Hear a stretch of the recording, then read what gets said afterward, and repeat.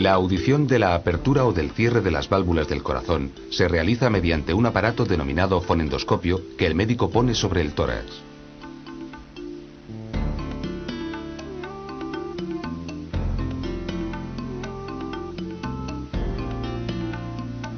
Las válvulas cardíacas son 4, 2 situadas entre las aurículas y los ventrículos y otras 2 entre los ventrículos y las arterias aorta y pulmonar.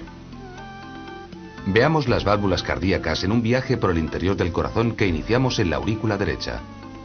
La sangre entra en la aurícula en la que se puede ver la válvula tricúspide formada por 3 pequeños velos.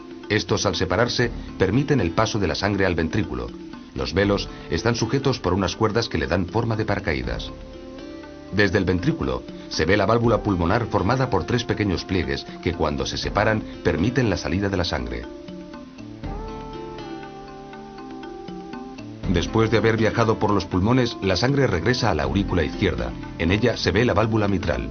Cuando se abre, la sangre pasa al ventrículo. La válvula también está sujeta por cuerdas, como si se tratase de un paracaídas de tan solo 2 velos. Cuando toda la sangre ha pasado al ventrículo, la válvula se cierra impidiendo su retroceso a la aurícula. En el ventrículo se ve la válvula aórtica. Cuando ésta se abre, permite el paso de la sangre a través de la arteria aorta.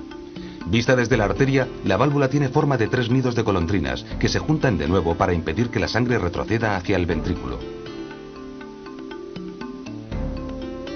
La audición de los sonidos de las válvulas se realiza en los denominados focos de auscultación: mitral, tricúspide, pulmonar y aórtico.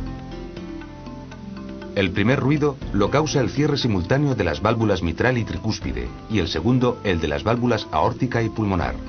La auscultación de los ruidos nos ayuda a interpretar el estado del corazón.